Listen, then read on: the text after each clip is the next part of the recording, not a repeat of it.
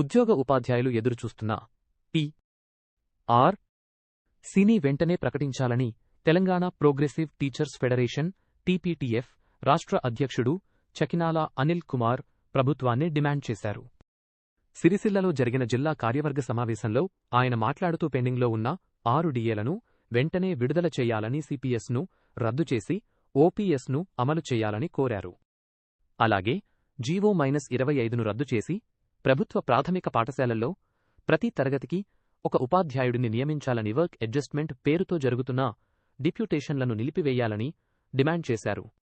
ఉద్యోగులకు employees health స్కీమ్ను సమర్థవంతంగా అమలు చేయడంతో పాటు 317 జీవో బాధితులకు న్యాయం చేసి అర్హులైన ఎస్జీటీలకు పదోన్నతులు కల్పించాలని ప్రభుత్వాన్ని కోరారు.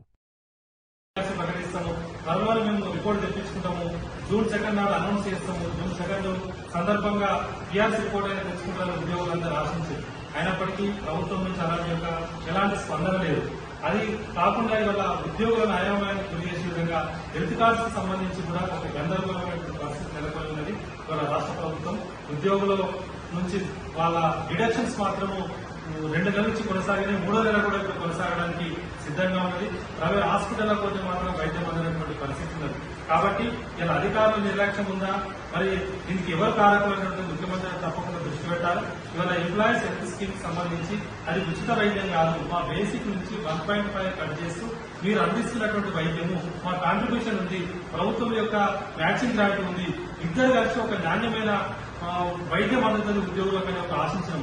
అయినప్పటికీ ఇప్పటికి కూడా గైడ్లైన్స్ ఇవ్వడంలో అలసత్వం ప్రదర్శించిన అధికారులు ఇవాళ ప్రైవేట్ హాస్పిటల్స్ కూడా ఎలాంటి ఒప్పందం చూసుకోలేదు. ఇలా ట్రస్ట్ బోర్డు పేరు మీద చాలా మీటింగ్స్ జరుగుతున్నాయి. కానీ ఆ ట్రస్ట్ బోర్డు ఉన్నటువంటి సభ్యులు ఏం చేస్తున్నారు, అసలు ట్రస్ట్ బోర్డు ఏం జరుగుతున్నది, కింద ఉన్నటువంటి టీచర్స్ కు కానీ ఉద్యోగులకు కానీ అయోమయమైనటువంటి పరిస్థితి ఉన్నది.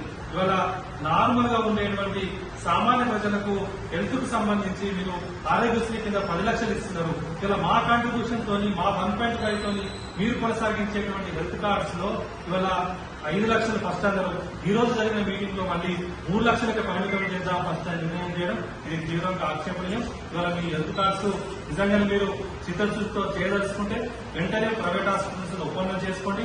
మాకు అన్లిమిటెడ్ గా వైద్యం అందించాలి. అవి మా డబ్బులు, మీరు ప్రత్యేకంగా మాకు కార్పొరేట్ హాస్పిటల్లో అలాంటి వైద్యం అందిస్తే తప్ప ఇవాళ నాణ్యమైన వైద్యం ఉద్యోగులకు ఉపాధ్యాయులకు అందేటువంటి పరిస్థితి లేదు. ఇవాళ ప్రభుత్వం చెప్పేది ఒకటి, కింద ఆచరణలో సంపూర్ణంగా విఫలమైనది. ఇవాళ ముఖ్యమంత్రి గారు చాలా ఆకర్షణీయమైనటువంటి మాటలు చెప్తున్నారు.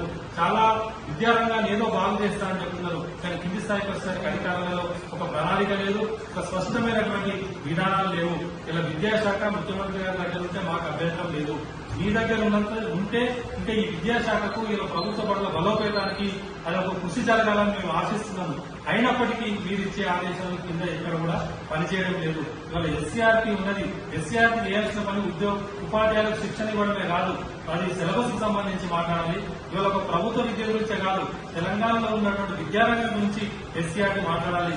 దాన్ని వదిలేసి జూన్ 15 నాడు స్కూల్ స్టార్ట్ అయ్యి నెల రోజులలోపే నువ్వు ఉపాధ్యాయులను తరగతికి దూరం చేసే విధంగా ట్రైనింగ్స్ పేరు మీద ఇవాళ పాఠశాలకు రాకుండా చేసేటువంటి పరిస్థితిని ఇవాళ అధికారులు సృష్టించారు. తప్పకుండా ముఖ్యమంత్రి గారు మీరు మీ ఇంటెలిజెన్స్ ద్వారా, మీ ఇంటెలిజెన్స్ రిపోర్ట్స్ ద్వారా అయినా ఇలా విద్యాశాఖలో జరుగుతున్నది ఏంటో తెప్పించుకోండి. ఇవాళ మన వాళ్ళు పోవాల్సింది ఫిన్లాండో, జర్మనో, ఈ ఫ్రాన్స్ ఈ దేశాలు కాదు. ఇక్కడ అసలు గ్రౌండ్ లెవెల్లో ఉన్నటువంటి ఆదిలాబాద్ జిల్లాలో ఉన్న గిరిజన ప్రాంతాలు కానీ మహబూబాబాద్ ఉన్నటువంటి పాఠశాల యొక్క పరిస్థితి ఎట్లా ఉంది, అక్కడికి మీ అధికారులను పంపండి. ఉపాధ్యాయులు ఫిన్లాండ్ పంపినంత మాత్రాన ఫిన్లాండ్ విద్యా విధానం తెలంగాణ విద్యా విధానానికి ఎట్లా పొందుతుంది? మరి ఫిన్లాండ్ లో వాళ్ళు నేర్చుకున్న విద్యా విధానం ఇక్కడ అమలు చేస్తారా? ఇలా విధాన నిర్ణయాలు చేయాల్సింది ఇవాళ లెజిస్లేటివ్ కౌన్సిల్. మీరు అధికార పార్టీగా మీరు ఏ నిర్ణయం చేసినా విధాన నిర్ణయం చేస్తే కిందికి మేము ఉపాధ్యాయులను అమలు చేస్తాం. తప్పకుండా ప్రభుత్వ పాఠశాలల రక్షణ కోసం టీపీటీఎఫ్ గా గత 70 సంవత్సరాలుగా ఉమ్మడి ఆంధ్రప్రదేశ్ లో ఏపీటీఎఫ్ గా 2014 నుంచి టీపీటీఎఫ్ గా చిత్తశుద్ధితో పనిచేస్తున్నటువంటి సంస్థ. ఈ సంస్థ ఇచ్చేటువంటి యొక్క సూచనలు మీరు పరిగణించండి. ఇవాళ ఏదో కొందరు కోటరీగా ఏర్పడి జెంట్ స్టాఫ్ కౌన్సిల్ అను రకరకాల పేర్లు ఉన్న సంఘాల మాటలు మీరు విన్నంత మాటలను అది ప్రయోజనం లేదు. తప్పకుండా మీరు ఈ విద్యాశాఖను బాగుపరచాలనుకుంటే ఇవాళ మీరు మొదటి నుంచి డిమాండ్ చేసినాం. ప్రీ ప్రైమరీ స్కూల్ పెడితే తప్ప ఇలా ప్రాథమిక పాఠశాలలు బ్రతకవని. ఇలా ప్రాథమిక పాఠశాలలు ఉండాలంటే అన్ని పాఠశాలలో 16,000 పాఠశాలలో ప్రీ ప్రైమరీ స్కూళ్లను పెట్టాలి. తదనుగుణంగా పెట్టాల్సినటువంటి ప్రభుత్వం ఇలా 4,000 పాఠశాలలు మాత్రమే ప్రారంభించింది. అక్కడ కూడా సరైన వసతులు లేవు. ఇన్నమొన్నటి వారికి కూడా అక్కడ టీచింగ్ స్టాఫ్ నియమించలేదు, ఆయాలు లేరు. ప్లే కు సంబంధించిన పిల్లలకు ప్లే బస్సులు కూడా సమకూర్చేటువంటి పరిస్థితి లేదు.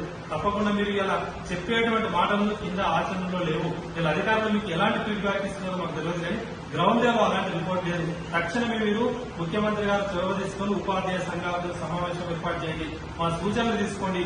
ఇలా విద్యారంగం బాగు కోసము ఉపాధ్యాయ సంఘాలుగా మేము బాధ్యతగానే వివరిస్తున్నాము. ఇలా ఇప్పటికీ 1 రోజులు గడిచిపోయింది.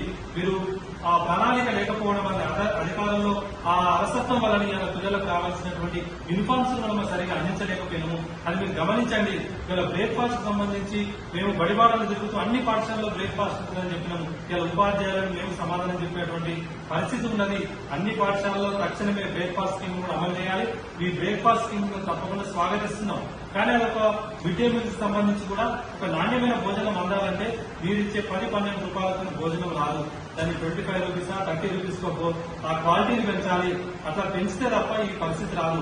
ఇలా మీరు నిన్న కామెంట్ చేశారు, నల్గొండ స్కూల్లో 1 విద్యార్థులు 9 మంది టీచర్లు ఉంటారని. మరి ఒక్క విద్యార్థి ఉండడానికి కారణం ఎవరు? అక్కడ ఉన్న 9 మంది ఉపాధ్యాయులు కాదు. ఇలా ప్రభుత్వము గత 10 సంవత్సరాల నుంచి ఇప్పుడున్న ప్రభుత్వం అవలంబిస్తున్నటువంటి ప్రభుత్వ విధానాలే.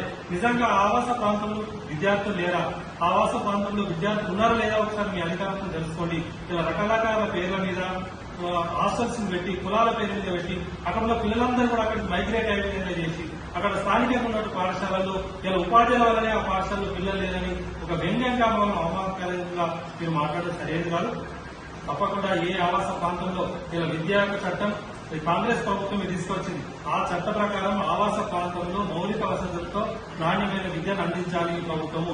ఆ ఆవాస ప్రాంతంలో విద్యార్థులు ఉన్నప్పుడు అక్కడ సకల సౌకర్యాలతో చదువు పాఠశాలను నిర్వహణ చేపట్టే తప్పకుండా పిల్లలు అక్కడే చదువుతారు. ఇవాళ హాస్టల్స్ పోయేటువంటి పరిస్థితి ఉండదు. ఇలా మీరు చెప్తా ఉన్నారు, తల్లిదండ్రులకు పిల్లలు దూరం ఉంటే వాళ్ళు మానసికంగా బాగుంటలేదు, సమాజం మీద చెడు ప్రభావం పడుతున్నారు. నిజమే, మీరు అన్నదాన్ని మేము కూడా అంగీకరిస్తున్నాం.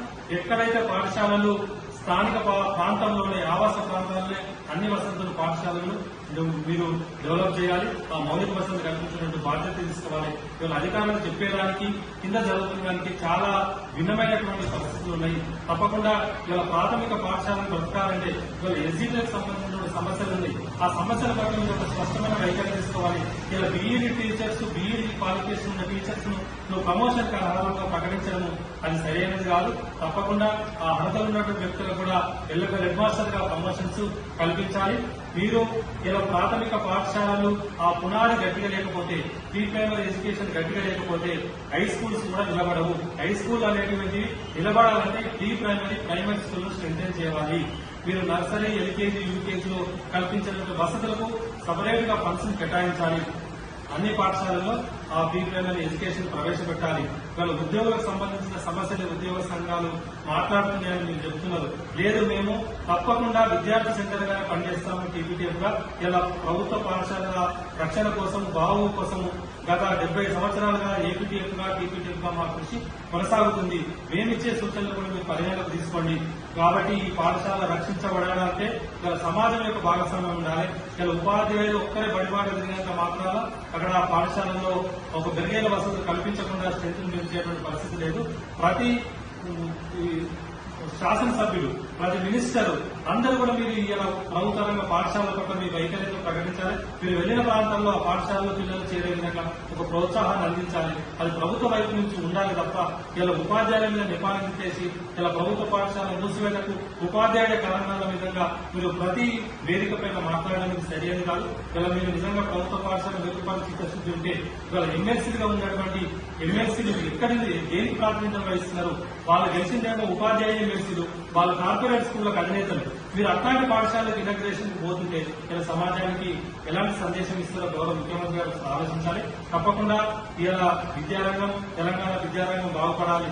2014లో నూతన రాష్ట్రం ఏర్పడిన తర్వాత ఇలా తెలంగాణలో విద్యారంగ బాగు కోసం ఒక స్పష్టమైన వైఖరి లేకుండా ప్రభుత్వాలు మారినప్పుడల్లా దాని విధానాన్ని మార్చుకోవడం అనేటువంటి సరైనది కాదు.